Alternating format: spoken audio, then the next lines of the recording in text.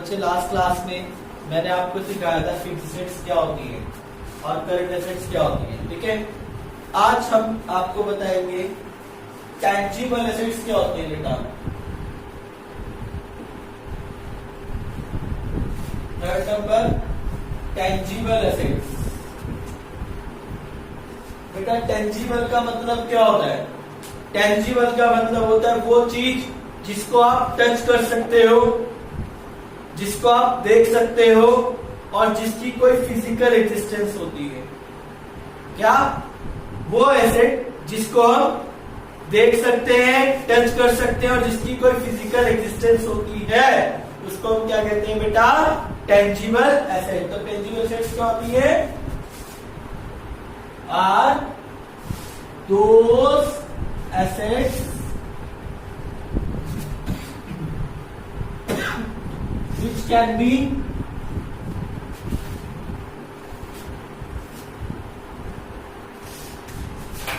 can be seen,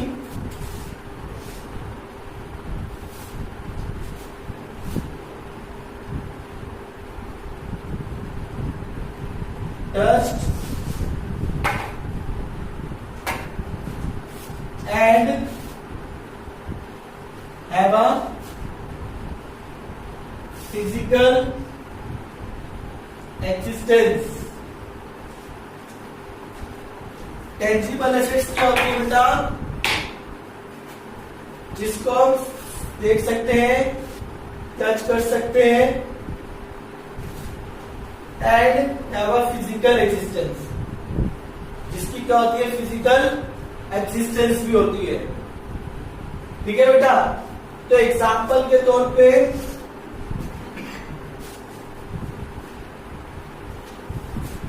all fixed assets are tangible asset।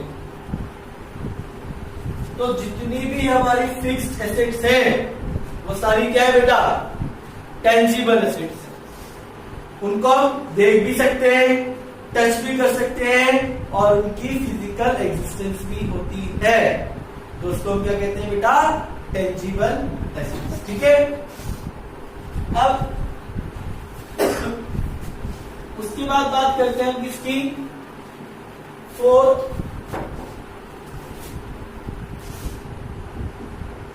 Intangible assets. तो tangible मतलब जिसको हम देख सकते हैं, छू सकते हैं और जिसकी कोई फिजिकल एग्जिस्टेंस होती है उसको टेंजिबल कहते हैं। तो इनटेंजिबल किसको बोलेंगे? Which can't be seen,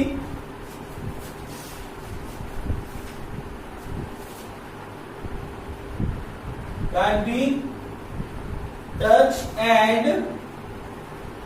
does not have any physical existence। मतलब वो एसेट जिसको आप देख नहीं सकते, टच नहीं कर सकते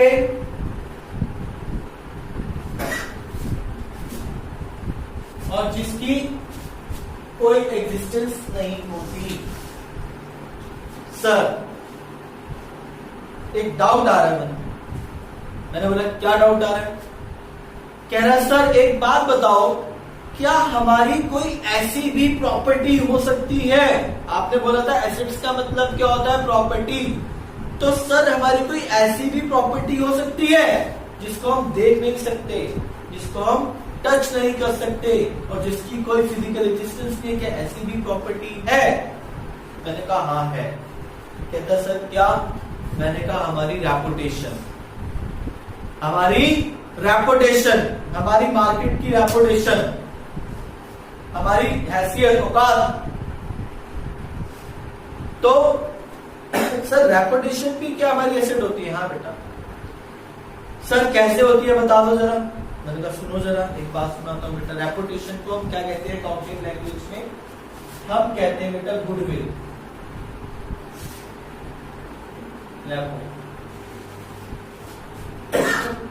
तो गुडविल बेटा हमारी क्या है? गुडविल हमारी एक इंटेंजिबल एसेट है, रेपुटेशन है हमारी, और वो हमारी क्या है? इंटेंजिबल म्यूचुअल एसेट है। सर कैसे, बता तो दो ये कैसे हमारी प्रॉपर्टी है। सुनो बेटा, एग्जांपल बताता हूँ आपको। मान लीजिए मेरा एक फ्रेंड आया, कहीं बाहर की कंट्री से आया हो,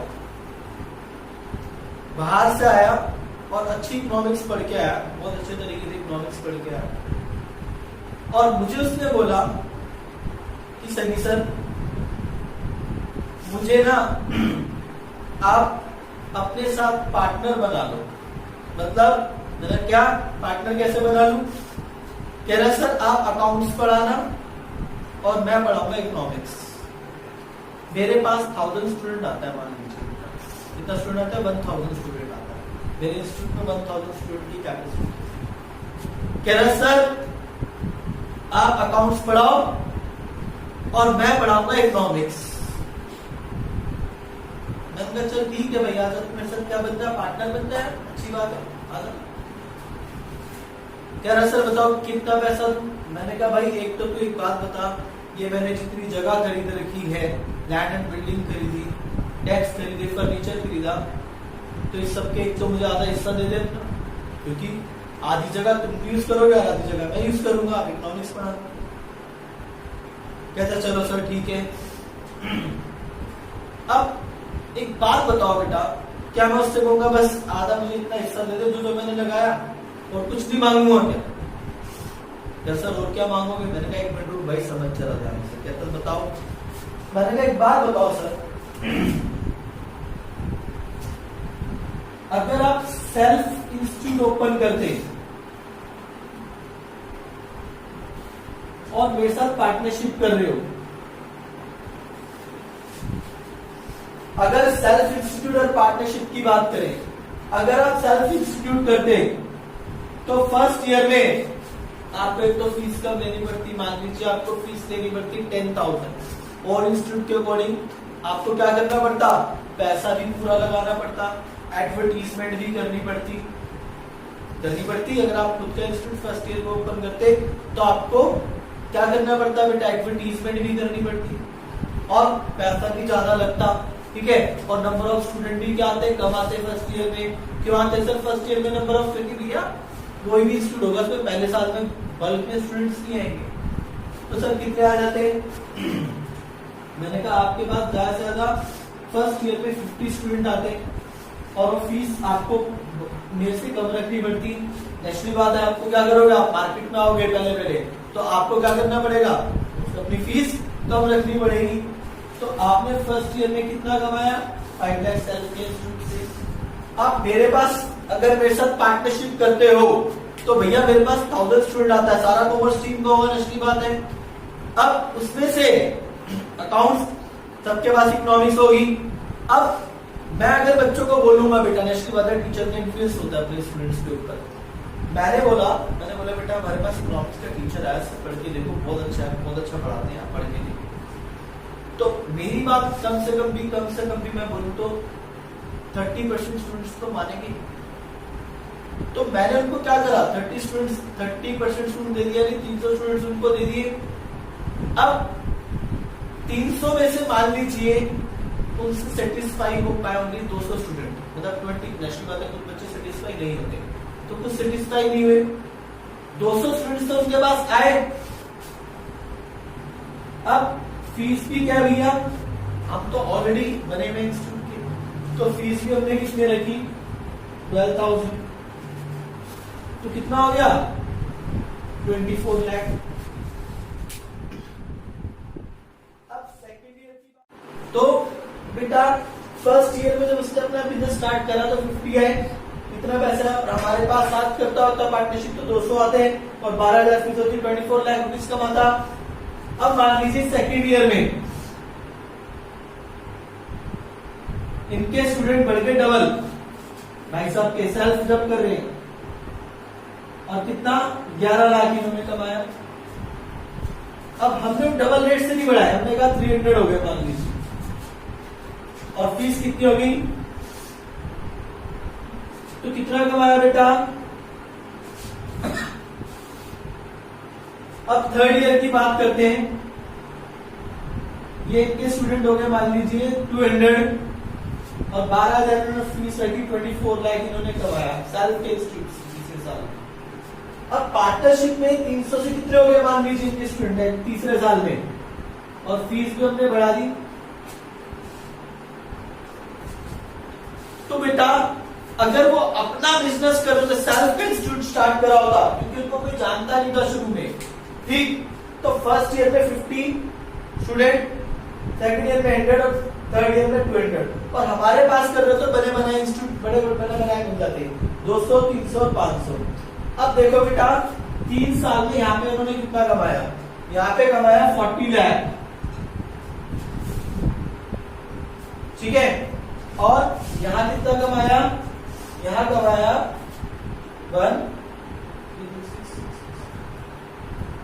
1.3 करोड़, मतलब कितना, मतलब यहाँ पे 40 लाख कमा रहे हैं और यहाँ पे कितना कमा रहे हैं 1 करोड़ 31 लाख।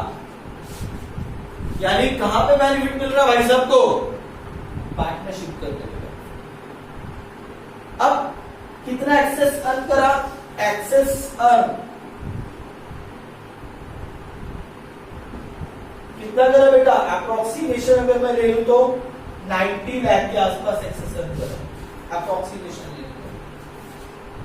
अब ये 90 लाख जो उन्होंने एक्सेस अर्न करा इकोनॉमिक्स वाले टीचर भाई साहब ने, वो किसकी वजह से करा, वो मेरी रेपुटेशन की वजह से करा, है ना, मेरी रेपुटेशन की वजह से एक्सेस अर्न करा बेटा। अगर मेरे साथ नहीं जुड़कर खुद का करते 40 यहाँ पे इतना कमा रहे हैं, तो मेरी रेपुटेशन की वजह से उन्होंने एक्सेस अर्न करा। अब अगर मैं इनको बोलूं कि सर आप इतना एक्सेस अर्न करोगे मेरी पार्टनरशिप में आके, और इसमें से मुझे आप 30 लाख रुपीस दे दो because of my reputation, because of my goodwill, तो आप बताओ कोई मना करेगा? जो 90 लाख रुपए एक्स्ट्रा कमा रहा है मेरे साथ जुड़ के, अगर मैं उसको बोलूं उसमें से मेरे को 30 लाख का हिस्सा चाहिए भाई, तो क्या वो मुझे मना करेगा? नहीं करेगा। तो ये क्या है बेटा, ये मेरी रेपुटेशन के पैसे मुझे मिले, यानी मेरी गुडविल के पैसे मुझे। तो ये मेरी क्या है, एसेट है। मैं आगे किसी को बेचूंगा तो वो भी मुझे क्या देगा, पैसे देगा, देगा नहीं देगा बताओ। और ये हमारा है, सॉरी,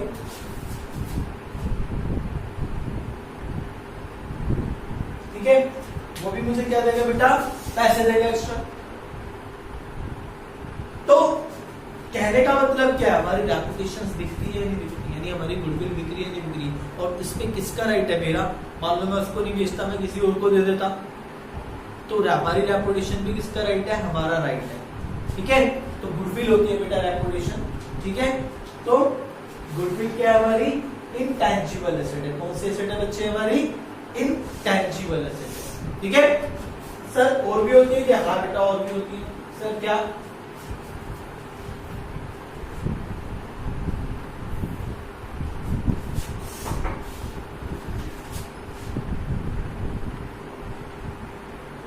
कॉपीराइट्स,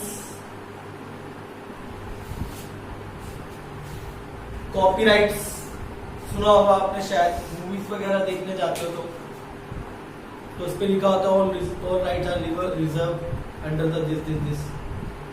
होता क्या बेटा, एक सिंगर ने मान लीजिए कोई गाना बनाया, लिरिक्स बनाया, अब उसके साथ के जो म्यूजिशियंस थे, पहले क्या हुआ करता था बताता हूं आपको। तो उनके साथ के जो म्यूजिशियन होते थे क्या करते थे, उनके गाने के लिरिक्स को किसी और दूसरे सिंगर को भेज दिया करते थे, और वो सिंगर क्या करता था, दूसरा वाला उसको उससे जल्दी लॉन्च करके मार्केट में लॉन्च कर देता था और कहता मैंने गाया, और अपना नाम कर लेता था, उसकी कमाई हो जाती थी। और जो बेचारा मेहनत करी जिसने वो लिरिक्स बनाए, जिसने पूरा गाना बनाया, बेनिफिट कौन ले गया, दूसरा वाला। ऐसी बहुत चीजों में होता था। कोई बंदा बुक्स बनाता था, बुक्स आपकी जैसे बहुत सारी बुक्स है, 11th की बात करूं तो अकाउंट्स में जो आपकी बुक्स है टीएस गेरेवाल है, उसका राइटर जो है वो टीएस गेरेवाल है। कौन है बेटा राइटर, टीएस गेरेवाल। अब मान लीजिए टीएस गेरेवाल ने बुक बनाई अपनी, ठीक, अब उसने बुक बनाई और same as it is book छाप के कोई और सस्ते में बेच रहा है। मेहनत उस बंदे ने करी, उस इंसान ने करी, उसका बेनिफिट उठा के कोई और दूसरा ले गया। तो गवर्नमेंट ने बोला भाई ऐसे बंदों को कोई भी प्रॉब्लम करने की जरूरत नहीं है, आप टेंशन मत लीजिए। गवर्नमेंट ने बोला अगर आप कोई बुक कॉपी लिखते हैं यानी बुक बनाते हैं या फिर कोई आप सॉन्ग वगैरह लिखते हैं, कोई आप मूवीज वगैरह लिखते हैं, तो आप उसकी ना एक सील पैक करके हमारे पास सबमिट करा दिया करो। सील पैक मतलब बेटा जैसे मैंने कोई बुक बनाई तो उस बुक को मैं क्या करूँ, कवर अप करके, जैसे आपके घर में जोमेटो वगैरह कहीं भी चीजों के ऑर्डर आते हैं, जब आप होम डिलीवरी फ्रूट्स वगैरह की मंगवाते हैं या फिर राशन वगैरह की मंगवाते हैं, पैक होके आते हैं ना, तो उसी तरह से हमने पैक करके अच्छे सील लगा के गवर्नमेंट अथॉरिटी को दे दिया, ठीक, कि भैया ये हमने बुक बनाई है और कुछ चार्जेस हमने उस गवर्नमेंट अथॉरिटी को दे दिए कि भाई ये हमारी बुक है, इसके ऊपर किसी और का राइट नहीं है। अब अगर कोई अब गवर्नमेंट क्या करेगी, गवर्नमेंट हमें श्योरिटी देगी कि आपकी ये book same as it is कोई नहीं छाप सकता। गवर्नमेंट के पास इनकम आने लग गई, गवर्नमेंट के पास इनकम जनरेट होने लग गई और उस बंदे के लिए सेफ्टी होगी कि मेरी कोई चीज चोरी नहीं कर सकता। तो ऐसे ही हुआ बेटा, टीएस घेरेवाल ने बुक बनाई, मान लीजिए बुक लिखी या मैंने बुक लिखी, अब मैंने क्या करा, उस बुक को अपना राइट बना दिया, मतलब मेहनत करी और मैंने उस बुक का अपना राइट बना लिया कि भाई मेरी इस बुक को सेम एज इट इज कोई मार्केट में, यानी इवन तो उसका एक सिंगल पेज भी कोई नहीं छाप सकता, अगर कोई छापता हो दिखेगा तो मैं उसके ऊपर केस कर सकता हूँ।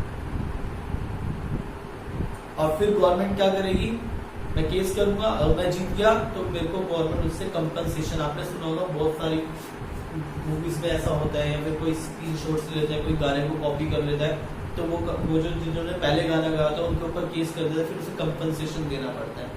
तो इसी तरह से अब मैंने क्या करा, अब वो राइट मेरे पास है, अब मैंने क्या करा बेटा, मेरे पास क्या होगा, मैंने बुक्स बनाई, अब मैं जितने भी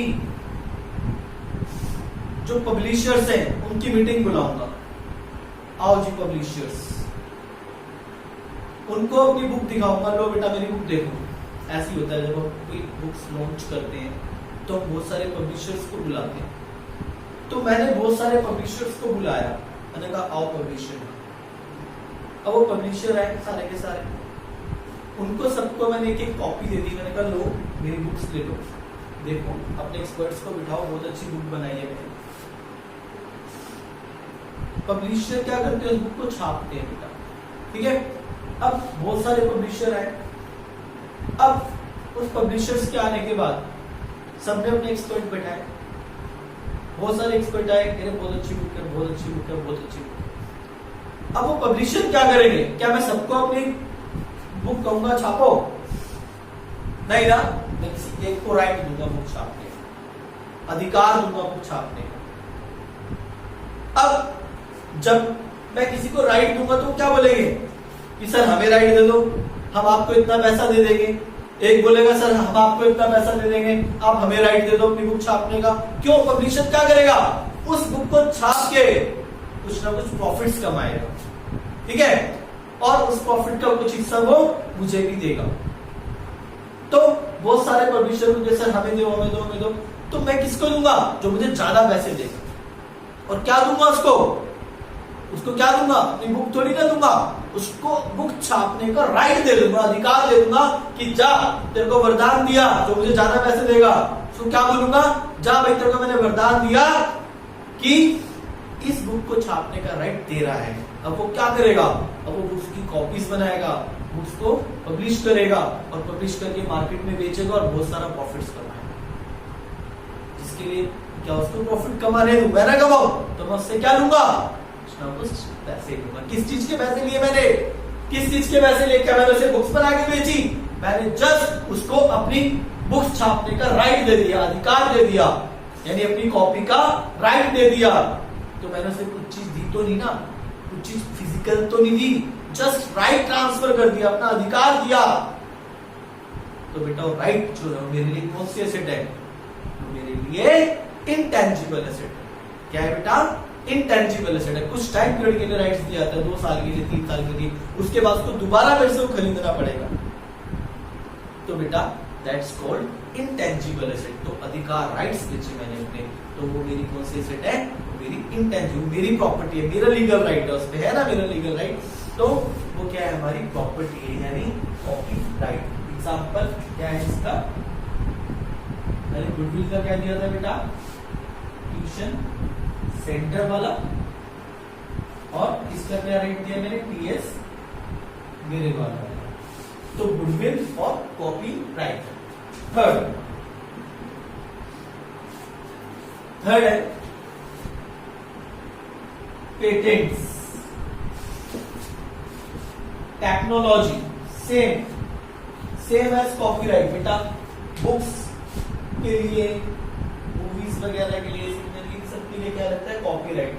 अगर किसी ने टेक्नोलॉजी बनाई है, कोई सुना होगा आपने, सॉफ्टवेयर बनाया, कोई टेक्नोलॉजी बनाई, तो उसके लिए कॉपीराइट्स नहीं होते, उसके लिए क्या होते हैं बेटा? पेटेंट्स होते हैं। क्या होते हैं बेटा उसके लिए? पेटेंट्स वर्ड्स का यूज होता है। सेम ऐसे कॉपीराइट की तरह काम करते हैं। तो मैं क्या करूंगा? अपनी टेक्नोलॉजी किसी कंपनी को दूंगा, टेक्नोलॉजी यूज करने का राइट दूंगा, तो उस कंपनी से क्या चार्ज करूंगा? पैसे चार्ज करूंगा। तो मैंने उसको कुछ, आपने किसी को भटूरे बनाने की या छोले बनाने की या फिर किसी भी चीज की रेसिपी बताई कि इस तरीके से मैं बनाता हूं, उससे पैसे लिए, तो क्या आपने उसको कुछ फिजिकल चीज बेची बेटा? क्या दिया? जस्ट उसको टेक्निक बताई, है ना? तो उस टेक्निक को बेचने के, यानी उस टेक्नोलॉजी को बेचने के लिए आपने कुछ पैसा चार्ज करा।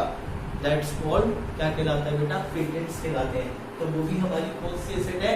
वो भी हमारी इंटेंजिबल एसेट है। कौन सी एसेट है हमारी? वो इंटेंजिबल एसेट है। पूरा डीपली बताऊंगा आपको। देखो, मैं चाहता तो आपको बहुत शॉर्ट में, आप किसी भी टीचर की वीडियोस देख लेना, वो आपको बहुत शॉर्ट में बताएंगे, बिल्कुल ये बात, इतना डीपली नहीं जाएंगे।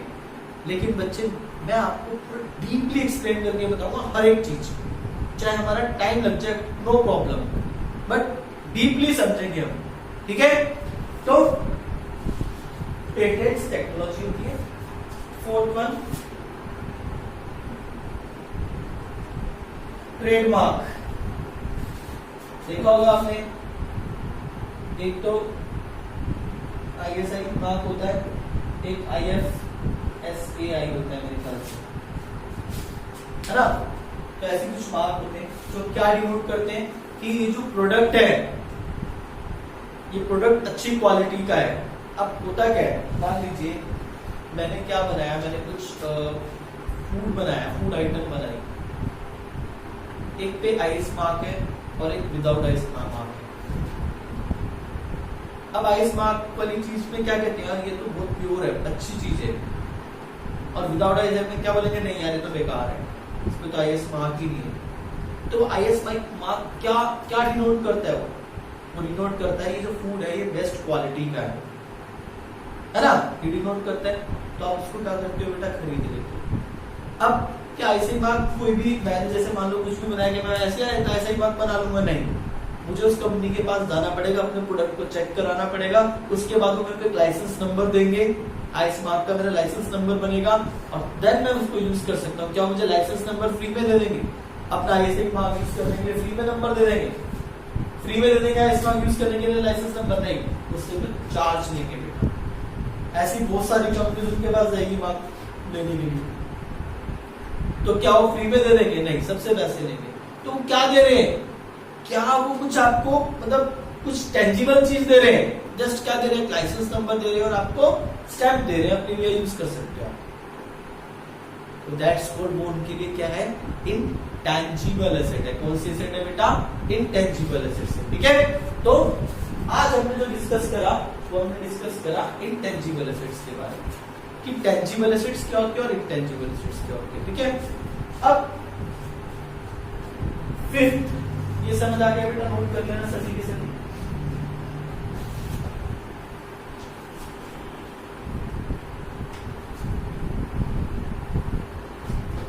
अब हम बात करेंगे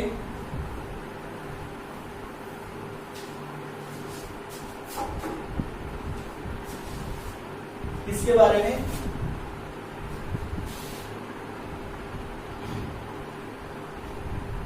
लिक्विड एसेट,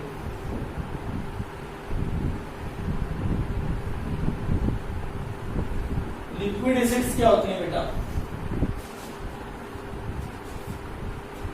लिक्विड एसिड्स हमारी आर ऑल करंट एसिड, सारी करंट एसिड होती है, are all current asset which is convertible into cash within 3 months। जो 3 महीने के सारी करंट एसेट आएंगी इसमें, जो कन्वर्टेबल है किसमें बेटा? करंट एसेट्स के बारे में हम पढ़ चुके हैं, ठीक है। सारी current asset which is convertible into cash, जो कैश में कन्वर्टेबल है विदिन कितने मंथ्स के अंदर अंदर? 3 months के अंदर अंदर, एक्सेप्ट 2 चीजों को छोड़ के, एक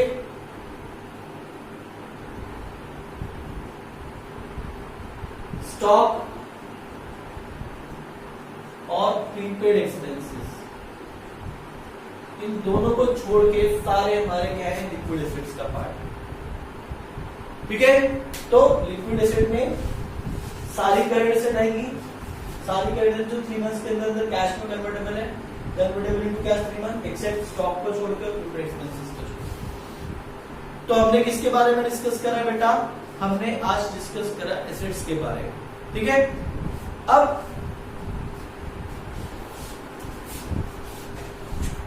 तो बेटा हमने डिस्कस करा था एसिड्स के बारे में, एसिड्स के बारे में हमने डिस्कस कर लिया। अब हम डिस्कस करेंगे कैपिटल क्या होती है, किसके बारे में? कैपिटल। तो बेटा कैपिटल बेसिकली होती क्या है?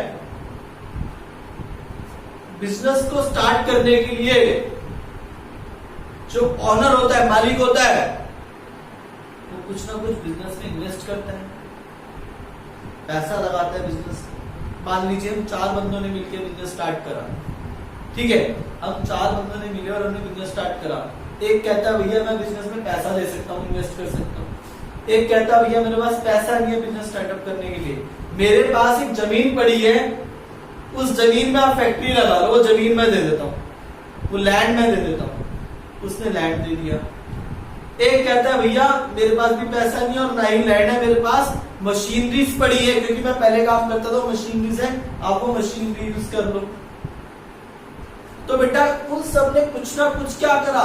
बिजनेस में इन्वेस्ट करा, तब जाके बिजनेस स्टार्ट हुआ। तो बिजनेस को स्टार्ट करने के लिए कुछ ना कुछ पैसों की जरूरत पड़ती है, कुछ लैंड की जरूरत पड़ती है, कुछ मशीनरीज वगैरह की जरूरत पड़ती है, या तो वो मशीनरीज लैंड वगैरह कुछ पैसों से खरीदी जाएगी, या फिर ऑलरेडी अगर पार्टनर्स के पास होंगे तो वो लगा दें। तो बेसिकली कैपिटल है क्या? कैपिटल क्या है? Capital means anything. अगर मैं अमाउंट तो कह नहीं सकता, मैं कैश तो कह नहीं सकता। क्यों नहीं कह सकता कैश? क्योंकि भैया जिस पार्टनर ने लैंड लगाया, जिसने मशीनरी लगाई, तो क्या उनकी कैपिटल नहीं मानी जाएगी? क्या ओनली कैश वाली की इन्वेस्टमेंट मानी जाएगी? उन्होंने भी तो कुछ ना कुछ इन्वेस्ट करा है। तो कैपिटल का मतलब क्या हुआ? एनीथिंग, कुछ भी, विच इज, जो इन्वेस्ट करा। किसने इन्वेस्ट करा? किसने इन्वेस्ट करा? Invest by the proprietors. Invest bye the proprietor. कौन होते हैं बेटा? ओनर। कौन होते हैं प्रोप्राइटर? ओनर। एनीथिंग, अब एनीथिंग ही बोलेंगे, क्यों? कुछ भी, एनीथिंग यानी कुछ भी जो इन्वेस्ट करा। किसने इन्वेस्ट करा? उन 3 पार्टनर्स ने मिलकर इन्वेस्ट करा। कहां पे इन्वेस्ट करा? कहां पे इन्वेस्ट करा है? बिजनेस में।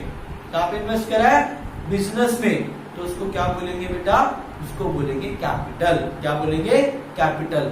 आप भी कोई बिजनेस स्टार्ट करते हो, आप भी बिजनेस स्टार्ट करोगे तो नेचुरली बात है कुछ पहले पैसों की जरूरत पड़ेगी आपको, और वो पैसा जो भी आपने लगाया, जो भी आपने पैसा लगाया उसको क्या बोलते हैं? हम कैपिटल बोलेंगे। पैसा हो गया, या फिर आप कैसे अगर पैसा नहीं है तो आपने अपने घर में ही ओपन कर लिया, लैंड यूज कर लिया, तो वो भी क्या है बेटा, कैपिटल का ही पार्ट है। तो capital means anything which is invested by the proprietor in the business is called capital.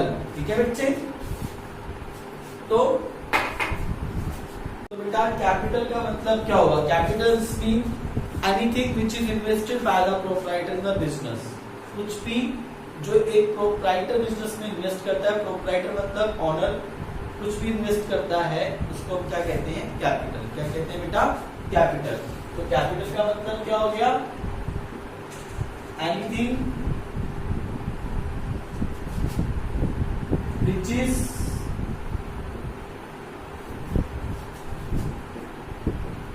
invested by the proprietor या फिर कह लो owner in the business is called capital. क्या कहते हैं बेटा उसको, कैपिटल। तो कुछ भी जो इन्वेस्ट करता है, कौन इन्वेस्ट करता है, प्रोप्राइटर, कहां पे, बिजनेस में, उसको हम क्या कहते हैं, कैपिटल। अब यहां तक तो बात समझ आ गई। अभी इसकी आगे और भी डेफिनेशन है बेटा, सुनना जरा। अब क्या कहेंगे, अब आगे कैपिटल जो है इज अ लायबिलिटी।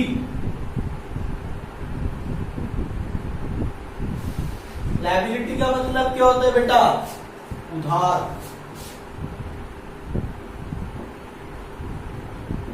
उधार।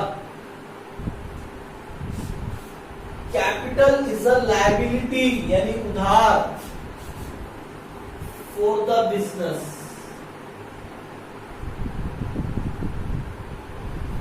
अब आपके दिमाग में ये बात नहीं आ रही, ये लाइन आपके दिमाग में पड़ी नहीं थी।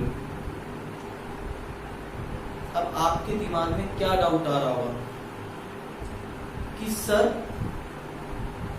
आपने बताया कि कैपिटल जो है उधार है, किसके लिए, बिजनेस के लिए। आपने बताया सर ये ऑनर है, मैंने कहा हाँ जी ये ऑनर है। सर ऑनर के पास कुछ पैसा पड़ा था, मैंने कहा हाँ जी पड़ा था। कह रहा सर उसने एक बिजनेस ओपन करना चाहा, मैंने कहा हाँ जी उसने अपना एक बिजनेस ओपन करा। और आपने बोला कि सर उसके पास ही जो पैसा था उसने इन्वेस्ट कर दिया। उसने पैसा कहाँ इन्वेस्ट कर दिया, उसने पैसा बिजनेस में इन्वेस्ट कर दिया। मैंने कहा हाँ जी कर दिया। और इस पैसे को क्या बोलेंगे, इस पैसे को बोलेंगे कैपिटल। बिल्कुल ये बोला मैंने। अब सर आप कह रहे हो कि जो कैपिटल है, ये जो कैपिटल है ये लायबिलिटी है यानी उधार है। आपने कहा सर ये जो कैपिटल है ये उधार है, किसके लिए, बिजनेस के लिए। अब सर एक बात समझ नहीं आई। मैंने कहा क्या समझ नहीं आई। सर एक बात बताओ, ये जो कैपिटल लगाई थी बिजनेस में, ये किसने लगाई थी, ऑनर ने। यानी सर ये पैसा किसने लगाया था, ये जो पैसा कैपिटल थी ये किसने इन्वेस्ट करी थी, प्रोप्राइटर ने इन्वेस्ट करी थी। और सर अब एक बात समझ क्या नहीं आई कि आप कह रहे हो कि कैपिटल जो है उधार है बिजनेस के लिए, लेकिन बिजनेस किसका है, प्रोप्राइटर का। सर इनडायरेक्टली अगर मैं बात करूं तो सर आप कह रहे हो कि बिजनेस जो है वो ऑनर का, बिल्कुल सही बात है। मैंने कहा जी है, बिल्कुल है, प्रोप्राइटर का बिजनेस ओपन करें। सर आप कह रहे हो कि जो कैपिटल है ये लायबिलिटी है बिजनेस के लिए, और बिजनेस किसका है, ऑनर का। तो अगर ये कैपिटल बिजनेस के लिए लायबिलिटी है तो सर इसका मतलब वो ऑनर के लिए भी लायबिलिटी है। मैंने कहा अच्छा। कह रहा हाँ सर। मैंने कैसे, कह रहा सर सिंपल। मैंने कैसे सिंपल, कह रहा सर देखो सर बिजनेस किसका है? बिजनेस किसका है? ऑनर का। मैंने कहा हाँ। अब सर ये कैपिटल जो है ये लायबिलिटी बिजनेस के लिए, तो अगर बिजनेस के लिए कोई उधार है और बिजनेस किसका है? ऑनर का, तो वो तो इसके लिए उधार होगी। सर हाउ कैन पॉसिबल, ये कैसे पॉसिबल हो सकता है? मतलब हमारे पैसा यानी इसी का पैसा इसी के लिए लायबिलिटी हो गया। बहुत बच्चों के माइंड में आ रहा होगा, बहुत बच्चों के माइंड में आ रहा होगा सर ऐसा कैसे हो सकता है? भाई कैपिटल जो है वो इसमें लगाई है, कहाँ लगाई है? बिजनेस में। और आप कह रहे हो जो कैपिटल है वो लायबिलिटी है बिजनेस के लिए। मैंने कहा बिल्कुल, मैंने यही बोला है कि लायबिलिटी है बिजनेस के लिए। सर अब मुझे एक बात बताओ, ये बिजनेस किसका है? ऑनर का। अगर बिजनेस की लायबिलिटी होगी तो वो लायबिलिटी ओनर की भी हुई, यानी ऑनर का पैसा ऑनर के लिए लायबिलिटी हो गया।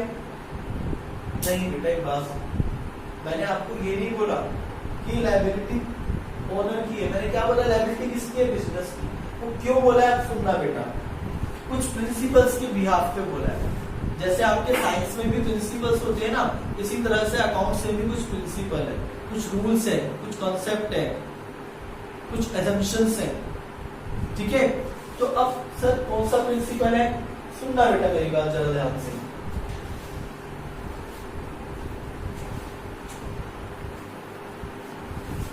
सुनना, कैपिटल इज द लायबिलिटी उधार है फॉर द बिजनेस के लिए ड्यू टू बिजनेस एंटिटी या कह लो identity principle. Business entity identity principle ये क्या कहता है बेटा? ये कहता है due to business entity identity principle which state that, क्या कहता है? State that business and proprietor या ओनर both have separate या फिर distinct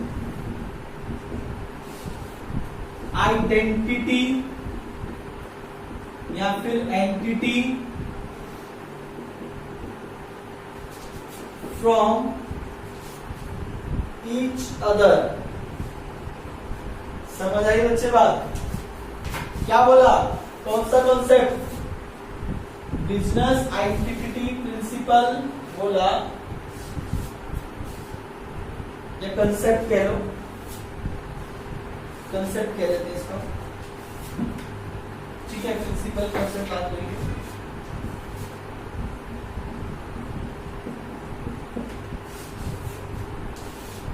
स्टेट दैट, क्या बोला उसने कि बिजनेस और प्रोप्राइटर डिस्टिंक्ट है, डिस्टिंक्ट आइडेंटिटी एंटिटी है फ्रॉम ईच अदर। क्या मतलब हुआ इसका? इसका मतलब हुआ कि जो ऑनर है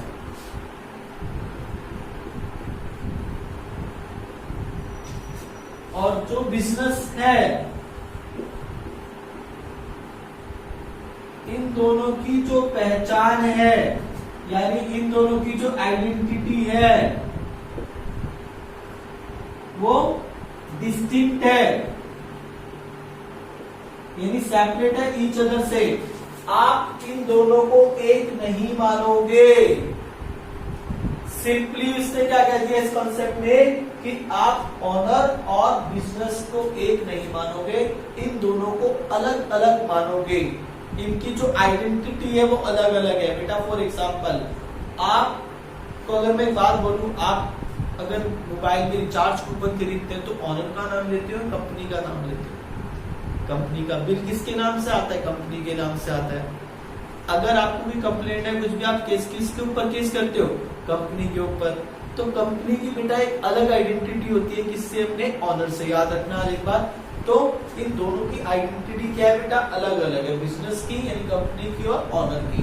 ठीक है, तो हम इसको एक नहीं मानेंगे, हम इन दोनों को क्या मानेंगे? अलग अलग मानेंगे। यानी इसकी आइडेंटिटी अलग है और इसकी आइडेंटिटी अलग है, यानी ये अलग है और ये अलग है। अब जब दोनों अलग अलग हैं, तो ये जो भी पैसा बिजनेस को दे रहा है वो बिजनेस के लिए क्या है बेटा? उधार। तो बेटा पहचान अलग अलग होगी ना दोनों की। अब जब दोनों की पहचान ही अलग अलग हो गई, तो ये पैसा, इसको जो भी पैसा दे रहा है, इसको इसमें जितना ही पैसा इन्वेस्ट कर रहा है, वो बिजनेस के लिए क्या है बेटा? उधार है। समझ आई बात? जब हमारी पहचान ही अलग अलग है, तो अब क्या होगा? अब ये इसको जो भी पैसा देगा इसके लिए क्या है बेटा? उधार है, कैपिटल लायबिलिटी। याद रखना। ठीक है, तो किसने बोला? ये कौन से कॉन्सेप्ट ने बोला? बिजनेस एंटिटी कॉन्सेप्ट ने सिंपल एक बात बोल दी, सिंपली क्या कि आप बिजनेस और ऑनर को एक नहीं मानेंगे, दोनों को क्या मानोगे? अलग अलग मानोगे। तो जब दोनों को अलग अलग मानेंगे, तो प्रोप्राइटर जो भी पैसा बिजनेस को देगा वो बिजनेस के लिए क्या है? लायबिलिटी है। ठीक है, आगे समझ। तो क्या पढ़ा हमने? Anything which is invested by the proprietor owner in the business called capital, और capital is the liability for the business. तो कैपिटल क्या है बेटा? कैपिटल जो है वो लायबिलिटी है। किसके लिए लायबिलिटी है? फॉर द बिजनेस के लिए। क्यों है? ड्यू टू, क्या बताया बेटा हमने? Due to business entity concept, जो क्या कहता है कि बिजनेस और प्रोप्राइटर दोनों अलग अलग है। जब दोनों अलग अलग है तो उनकी आइडेंटिटी अलग अलग है, तो इसमें जो भी कर सकते हो लायबिलिटी है। ठीक है, तो distinct identity entity from each other. ठीक है, that's why we can say that capital liability.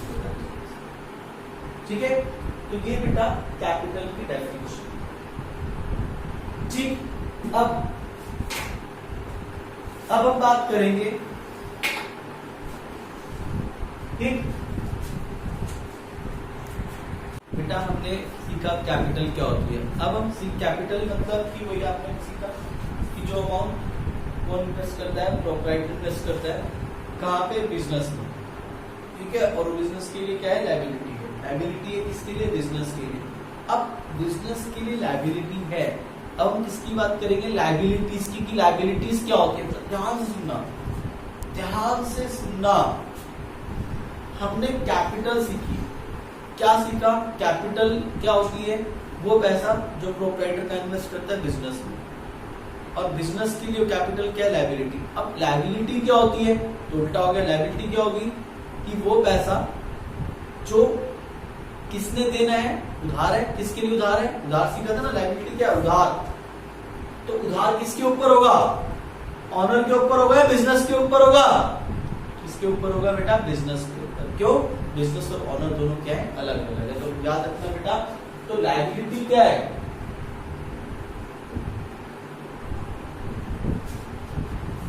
Amount which is payable. Payable का मतलब क्या होता है बेटा? जो पे करना है। किसने पे करना है? ऑनर ने या बिजनेस ने? सर बिजनेस ने। क्यों? क्योंकि बिजनेस अलग है बेटा, याद रखना। हम किससे सारी डीलिंग करते हैं? बिजनेस से। तो liability is the amount which is payable by the business. याद रखना बेटा, जो भी बिल वगैरह बनते हैं, आज आपको बता रहा हूं एक बात, आपको अच्छी तरह से याद भी होगी, आपको बता भी दूं। आप जब स्कूल में जाते हो, स्कूल की में पैसे जमा कराते हो, तो आपको जो स्लिप मिलती है वो मदर डिवाइन स्कूल की मिलती होगी। मिलती है ना मदर डिवाइन की, है ना? तो आपने किसको पैसा दिया? आप कहाँ पढ़ते हो? Mother divine. तो किससे पहचान? आप किसका डीलिंग कर रहे हो? मदर डिवाइन स्कूल के साथ। या फिर आप कोई भी स्कूल ले लीजिए, किसी भी स्कूल की हम बात करें तो आप उससे ज्यादा डीलिंग कर रहे हैं। आप कहीं की भी बात करेंगे, किसी भी स्कूल की या किसी भी इंस्टीट्यूशन की, आपको स्लिप जो मिलती है इंस्टीट्यूट के नाम की मिलती है। आप अगर मान लीजिए हम अपनी कंपनी के लिए कुछ खरीदने जा रहे हैं, तो बिल किसके नाम का कटेगा? आप एक सिंपली बात बताता हूँ। अगर मान लीजिए हमने कोई लैंड एंड बिल्डिंग खरीदा, तो जो बिल बनेगा, यानी जो डॉक्यूमेंट बनेंगे उस प्रॉपर्टी के, वो सभी ऑनर्स के नाम के बनेंगे या बिजनेस के नाम के बनेंगे। किसके नाम की प्रॉपर्टी लोगे? वो बिजनेस के नाम की, ठीक है ना। तो इसी तरह से जो भी बिल बनते हैं, जैसे मान लीजिए हमने कुछ, बिजनेस ने कुछ खरीदा उधार पे, तो नाम किसका आएगा? बिजनेस का आएगा, याद रखना इस बात को। या अगर हम किसी को कुछ सेल करेंगे तो सेल किसके नाम की आएगी? बिजनेस के नाम की, कंपनी के नाम की आएगी, होता है ना ऐसा। तो आपको लायबिलिटी इसके ऊपर है, amount which is payable by the business, जो पैसा किसने दे रहे हैं? पेबल है, पेबल मतलब पे कर रहा है, किसने पे कर रहा है? By the business to the उधार। अब उधार बिजनेस किस किस से लेता है? अभी बताया था बेटा, एक तो कैपिटल है ना, बिजनेस में किस किस का पैसा देना है? बिजनेस कहां से पैसा लेता है? या तो प्रोप्राइटर से लेगा कैपिटल, तो amount which is payable by the business to the proprietor, क्या कहोगे बेटा? प्रोप्राइटर, प्रोप्राइटर को क्या देना है? कैपिटल। या फिर आउटसाइडर, यानी बैंक से उधार ले लिया लोन, बैंक से लोन जो लिया जाएगा वो ऑनर के नाम का नहीं लिया जाएगा, किसके नाम का लिया जाएगा? कंपनीज के नाम का। आप किसी भी देख लेना बैंक की बैलेंस शीट्स में, बैंक की स्टेटमेंट में, बैंक जो लोन देता है वो कंपनी के नाम का लोन देता है, ठीक है। तो amount which is payable by the business to the proprietor in capital और आउटसाइडर। अब बिजनेस के लिए घर वाली बात कौन सी है? घर का पैसा किसका है? बिजनेस के लिए घर की बात किसकी है? ऑनर। तो इसको बोलते हैं बेटा इंटरनल लायबिलिटी। कौन सी लायबिलिटी बोलते हैं? इंटरनल। और इसको क्या बोलते हैं? इसको कौन सी लायबिलिटी बोलते हैं? External liability. एक्सटर्नल लायबिलिटी हमारी दो तरीके की होती है बेटा, एक होती है non current liability, non current liability, और एक होती है बेटा करंट लायबिलिटी। अब सर ये नॉन करंट और करंट लायबिलिटी का मतलब क्या है? सुनना बेटा, आप जब किसी को उधार देते हो तो उससे क्या बोलते हो? भैया कितने टाइम बाद मेरे को पैसा वापस दे। अगर वो कहता है कि मैं आपका पैसा 1 साल के अंदर अंदर निपटा दूंगा, तो यानी वो एक साल के बाद हमें पैसा वापस दे देगा। तो उसके लिए कौन सी लायबिलिटी है? करंट। कौन सी लायबिलिटी है बेटा? करंट। और वो बोले 1 साल के बाद दूंगा, तो कौन सी लायबिलिटी है? Non current liability. अगर मान लो बिजनेस किससे उधार लेता है और बिजनेस ने 1 साल में उसको बोला कि मैं 1 साल के अंदर अंदर पैसा दे दूंगा तुझे, बिजनेस ने बोला, तो बिजनेस के लिए कौन सी लायबिलिटी है? करंट। मतलब वो लायबिलिटी जो 1 साल के अंदर अंदर पे करनी है, वो लायबिलिटी जो 1 साल के अंदर अंदर पे करनी है वो करंट होती है, और जो 1 साल के बाद देनी है वो कौन सी होती है बेटा? Non current. तो नॉन करंट लायबिलिटी क्या होगी? विच इज पेबल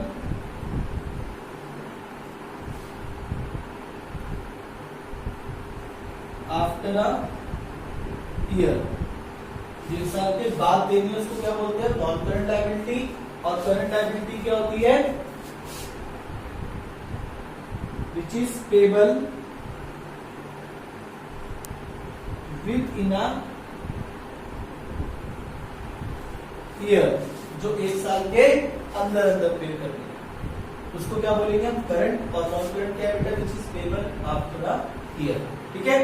तो हमने डिस्कस क्या करा? लायबिलिटी क्या होती है? लायबिलिटी वो अमाउंट है जो पेबल करना है। किसने पेबल करना है? बिजनेस ने। किसको पे करना है? प्रोप्राइटर को। बता दिया था बेटा मैंने, बिजनेस और प्रोप्राइटर दोनों क्या है? अलग अलग है। प्रोप्राइटर जो भी पैसा किसको देगा? बिजनेस को देगा। बिजनेस के लिए क्या होती है? लायबिलिटी। तो पहली बात तो यहाँ पे होगी।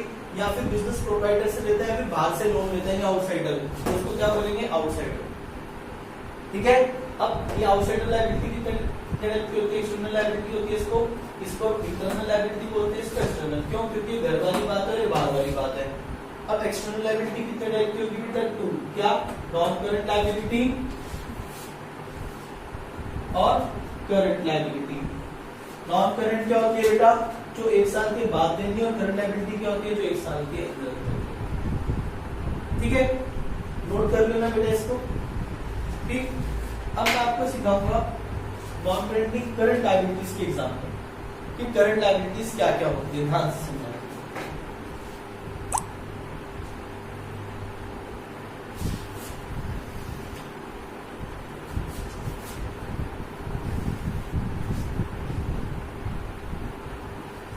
तो हम बात करेंगे किसकी, example of current liability. Current liabilities में क्या क्या आएगा? सबसे पहले क्रेडिटर। क्रेडिटर्स कौन होते हैं?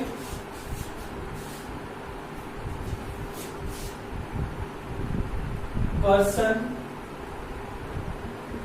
To whom goods are purchased on credit।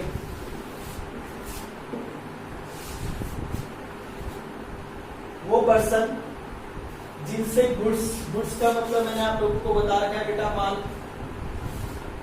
जिससे हमने परचेज करा ऑन क्रेडिट पे, उधार पे। डेटर का मतलब मैंने आपको समझाया था, याद करो करंट एसेट्स। डेटर्स कौन होते हैं? जिनको हम गुड्स बेचते हैं और उनसे हमने पैसा लेना है, तो उनको हम क्या बोलेंगे? डेटर। और क्रेडिटर्स किसको बोलेंगे? जिनको हमने पैसा देना है। क्यों देना भाई पैसा? क्योंकि हमने उनसे गुड्स उधार पे खरीदे। तो person to whom goods are purchased on credit, मतलब वो पर्सन जिनसे हम गुड्स उधार पे खरीदते हैं। And the amount is payable, and the amount is payable, और पैसा देना है, तो उनको हम क्या बोलेंगे? अपने क्रेडिटर्स। तो क्रेडिटर असली बात है जिनसे बिजनेस में गुड्स उधार पे लिए, खरीदे। अब उधार पे लिए, गुड्स तो ले लिए उधार पे, अब उनका पैसा देना है, तो बिजनेस उनको क्या बोलेगा बेटा? क्रेडिटर्स बोलेगा। क्या बोलेगा? क्रेडिटर्स। तो क्योंकि पैसा देना है, तो जो पैसा देना है वो हमारी क्या है? लायबिलिटी। ठीक है, क्या है बेटा? हमारी लायबिलिटी। इस तरह से क्रेडिटर्स। और एक होता है बेटा बिल्स पेबल। बिल्स पेबल क्या होंगे? बिल रिसीवेबल समझाया था बेटा मैंने आपको। अगर हमें किसी पे ट्रस्ट नहीं होता तो हम क्या करते हैं? उससे कुछ डॉक्यूमेंट साइन करवा लेते हैं और उन बिल को अपने पास रख लेते हैं। तो वो बिल हमारे लिए क्या है? वो पैसा हमारे लिए रिसीवेबल है। और सामने वाले के लिए क्या होगा? वो पैसा पेबल होगा। उसने पैसा देना है और अपने पैसा लेना है, तो उसके लिए क्या है? वो बिल पेबल। तो बिल पेबल से क्या है? लायबिलिटी। इसी तरह से बेटा cash credit limit from bank,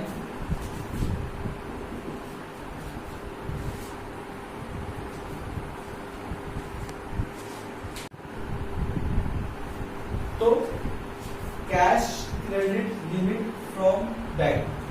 cash credit limit from bank मतलब बेटा क्रेडिट कार्ड होते हैं, आपको पता ही होगा आज की डेट में।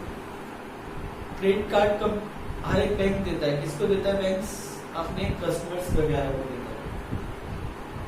तो उससे क्या होता है क्रेडिट कार्ड से? कि आप कहीं से भी शॉपिंग कर सकते हैं अगर आपके पास पैसा नहीं है। तो बैंक ने आपको दिया, आपने कहीं से भी शॉपिंग कर ली, अब क्या बैंक आपसे पैसे नहीं मांगेगा? मांगेगा ना। तो बैंक क्या करेगा? आपको उसका पैसा 2 या 3 महीने के अंदर वापस देना है। क्रेडिट कार्ड बैंक एक देता है, आपको पता होगा बेटा। उससे हम क्या कर सकते हैं? शॉपिंग्स वगैरह कर सकते हैं ना, शॉपिंग वगैरह कुछ भी खरीद सकते हैं। और फिर उस टाइप पे स्टार्ट कर लेते हैं। बैंक से पैसे, बैंक अपने आप पैसे दे देता है उसको। ठीक है, अगर आपके बैंक अकाउंट में पैसे नहीं है तो ठीक है, बैंक क्या करेगा? अपने आप पैसे दे देगा। ठीक, अब हमें क्या करना है? उस पैसे को वापस देना। तो उसको कहते हैं cash credit limit from bank. या फिर एक और है बेटा बैंक ओवरड्राफ्ट।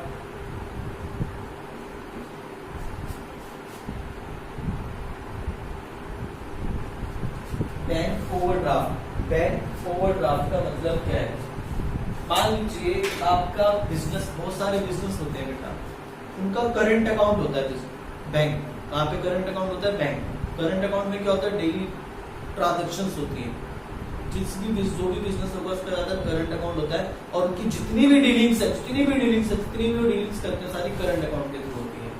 तो डेली का लेन देन होता है अपने लाखों में होता है, बहुत ज्यादा होता है। अब मान लीजिए कंपनी के अकाउंट में पैसे पड़े थे 5-6 लाख रुपए सपोज, कंपनी ने आगे किसी को 3 लाख का चेक काट के दे दिया। अब उस बंदे को 3 लाख का चेक काट के दिया और कंपनी के बैंक अकाउंट में पड़े हैं 5-6 लाख। होता क्या है बेटा, सुनना। अब जिसको 3 लाख का चेक काट के दिया ना, उसने अपने पास ही चेक रखे रखा, वो बैंक में डिपॉजिट कराने नहीं गया, और इधर से कंपनी की डीलिंग होती रही। कंपनी ने किसी को पैसे देने तो देते रहे, और उस बंदे ने निकाल लिया और कंपनी के बैंक अकाउंट में मान लीजिए 1 लाख का बैलेंस पड़ा। अब जब कंपनी के अकाउंट में 1 लाख का बैलेंस पड़ा और आपने क्या करा, 3 लाख का अमाउंट डाल दिया, चेक डाल दिया। कंपनी के अकाउंट में कितना पड़ा, 1 लाख, चेक कितने का, 3 लाख का। अब क्या स्टोरी होगी, सुनना। अब हुआ क्या, अब बैंक जो है वो अपने कस्टमर के पास फोन करेगा, यानी मेरे पास मान लो फोन करेगा कि सनी जी आपने किसी को चेक काट के दिया था, कितने का चेक काट के दिया था, 3 लाख, बट आपके अकाउंट में करंट अकाउंट में ओनली 1 लाख रुपीस पड़े। मैंने कोई बात नहीं भाई, मेरी रेपुटेशन अच्छी है, डेली का बैंक से अच्छा लेन देन है, डेली मेरे अकाउंट में 10-15 लाख रुपए आते हैं, 3-4 लाख रुपए आते हैं, 10-15 लाख रुपए आते रहते हैं, फिर ट्रांजेक्शन चलती है। तो अब बैंक क्या करेगा, मेरी रेपुटेशन अच्छी, तो बैंक मेरे से पूछेगा सर हम दे दें इनको, क्लियर कर दें इनका चेक। मैंने कहा हाँ कर दो, कोई बात नहीं। अब बैंक क्या करेगा, 1 लाख तो हमारे अकाउंट में से निकाल लेगा, बाकी 2 लाख रुपए बैंक अपनी तरफ से हमारे कस्टमर को दे देगा, हमारे क्रेडिटर्स को दे देगा। अब बैंक ने अपनी तरफ से 2 लाख रुपए दिए, अब वो 2 लाख क्या चढ़ गया मेरे ऊपर, उधार, कर्ज, है ना। तो उसको क्या बोलते हैं हम, बैंक ओवरड्राफ्ट। मतलब जब हमारे अकाउंट में कम बैलेंस था, उससे ज्यादा हमने विड्रॉल कर लिया, मतलब उससे ज्यादा हमने निकाल लिया, तो जो भी एक्सेस निकाला वो एक्सेस हमें बैंक को देना पड़ेगा। दैट्स आवर लायबिलिटी, वो हमारे उधार है, क्योंकि हमें पैसा देना है बैंक को, ठीक है। या फिर लोन, कोई भी लोन लिया, टेकन फ्रॉम बैंक, या फिर other financial institution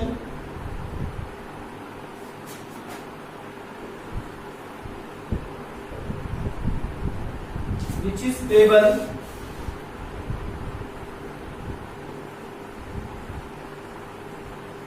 within a year। मतलब लोन हमने लिया बैंक से, किसी अदर फाइनेंशियल इंस्टीट्यूशन से, जो हमें देना है, कब देना है बेटा, 1 साल के अंदर अंदर। तो जो भी लोन वगैरह है जो 1 साल के अंदर अंदर देने हैं, तो वो भी क्या है बेटा, हमारी करंट लायबिलिटीज है। तो कितनी होगी बेटा, क्रेडिटर्स, क्रेडिटर्स कौन होते हैं, जिनसे हमने उधार पे गुड्स लिए, उधार पे गुड्स खरीदे, और अब हमें उनको पैसा देना है। मतलब जो भी पैसा हमने देना वो हमारी क्या है, लायबिलिटी है। तो क्रेडिटर कौन से पर्सन को बोलते हैं, जिससे हम उधार पे कुछ खरीदते हैं और उसको अपने पैसा देना है। बिल्स पेपर बेटा मैंने बता दिया, बिल रिसीवेबल का ऑपोजिट। हमने डॉक्यूमेंट बनाए थे, याद है आप लोगों को, ठीक। जब हमें ट्रस्ट नहीं था तो हमारे लिए बिल रिसीवर, सामने वाले के लिए क्या है बेटा, बिल्स पेबल है। इसी तरह से cash credit limit, credit cards वगैरह होते हैं, ठीक है। बैंक ओवरड्राफ्ट क्या होता है, बैंक ओवरड्राफ्ट जब हमने बैंक से क्या करा, ज्यादा पैसा ले लिया, करंट अकाउंट में था हमारा, ज्यादा पैसा ले लिया, वो पैसा हमें देना पड़ेगा, तो उसको क्या बोलेंगे, बैंक ओवरड्राफ्ट। या फिर लोन कोई भी लिया है बैंक से, किसी अदर फाइनेंशियल इंस्टीट्यूशन से, जो कंपनी ने देना है, कितने टाइम के अंदर, 1 साल की। तो ये एग्जांपल्स है बेटा किसके, हमारे करंट लायबिलिटीज के। और भी है, 2 एग्जांपल हो रहे हैं, ठीक है, 2 एग्जांपल हो रहे हैं, फिर नोट कर लेना। उसके बाद 2 एग्जांपल और बताता हूँ बेटा आप लोगों को।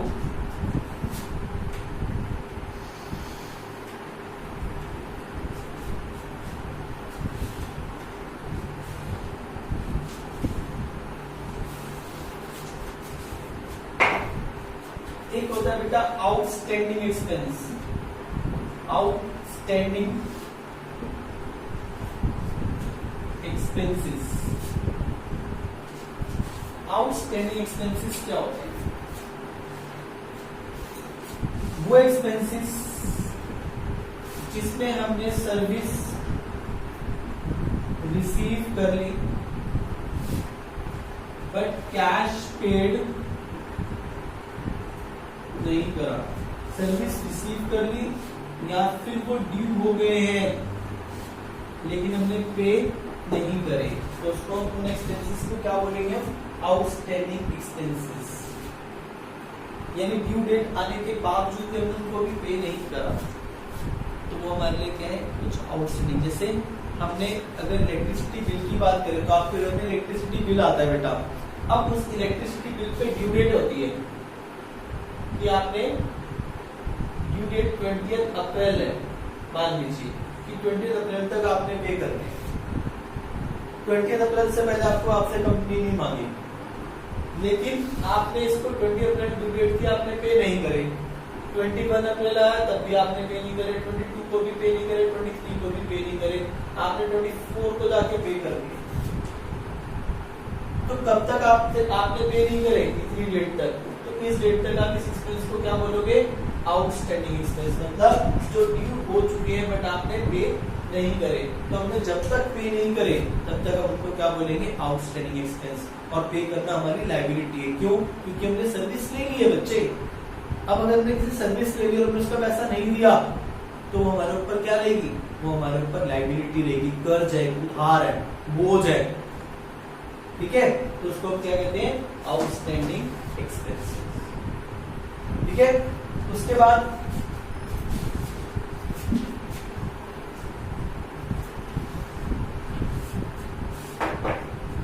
एक एग्जांपल है एडवांस इनकम,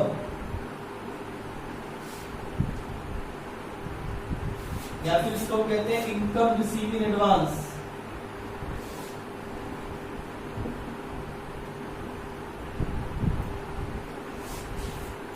मतलब क्या हुआ? सर्विस